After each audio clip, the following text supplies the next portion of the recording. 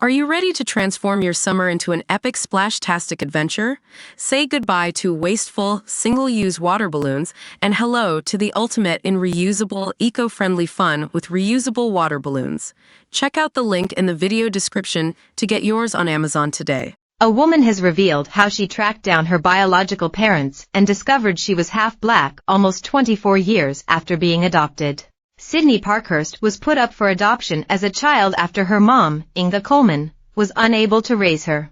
The Florida-based 24-year-old had always known her biological mother couldn't raise her. However, she had no information about her birth parents' names, ages, or location. But that all changed in 2020 when her half-sister on her mom's side, Kayla Hensley, 32, reached out and told her the tragic news that her mom had passed away in 2018. Following the heartbreaking message, Sydney decided to go on a hunt to find out everything she could about her biological parents and submitted a DNA test to Ancestry.com. It was then that she finally reconnected with her father more than 2 decades later during a surreal reunion. Sydney began looking for her birth parents in 2018 when she submitted a sample to 23andMe. After submitting another test to Ancestry.com, she got a message from her first cousin on her dad's side, Chandris Barkley, 31, who put her in contact with her father, Lenton Mitchell, 53, who works in paving. Her dad sent her a text to say he wished he met her sooner and the pair saw each other for the first time on June 23,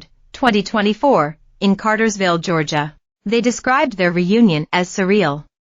Because she had no information about her dad, she didn't discover she was biracial until after the search for her birth family. Sydney, a multimedia designer, said, "I always knew that I was adopted. I am not sure on the details why. All I know is that my birth mom couldn't keep me and she didn't give the hospital a lot of details about who my father was.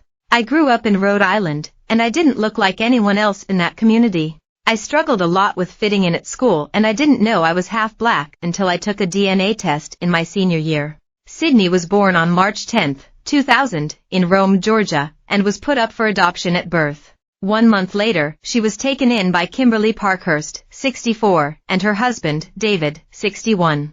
Her adoptive parents then moved 1,000 miles away from Atlanta, Georgia, to Barrington, Rhode Island, where Sydney grew up.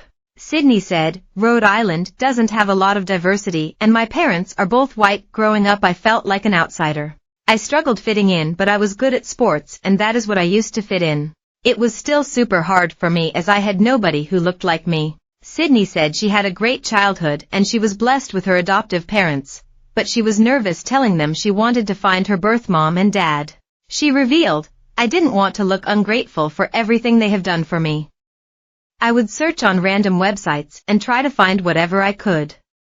I always had that question and I always wanted to know who my birth parents were." In 2018, during her high school senior year, Sydney took a DNA test and submitted the results to the website 23andMe. "My half-sister reached out to me in April 2020 and said we might be half-siblings," she said. "I met my half-sister on my mom's side in January 2021 who told me my mom had passed away 2 years earlier. I then knew it would be a stretch to find my birth father as my mom left no information about him." Sydney then took another DNA test and posted it on Ancestry.com, where she was messaged by her first cousin on her dad's side. She said, "I thought I needed to find my dad in case he had passed away. I found my first cousin and she was able to piece together which one of her uncles was my dad. She asked her uncles if they knew the name of my birth mother and he said yes."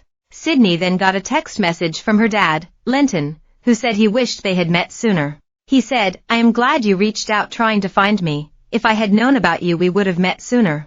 I love you and I'm glad to have a new daughter that I did not know about. If you have any questions you can call me." Sydney said the message came as a surprise as she had prepared herself for him not wanting to know her or being dead like her mom. She said, "I waited a couple of days to reply and I said it was crazy and good to hear from him. It took me a whole year to process what had happened." In May 2024, her half-brother, Tony Mitchell, 31, reached out and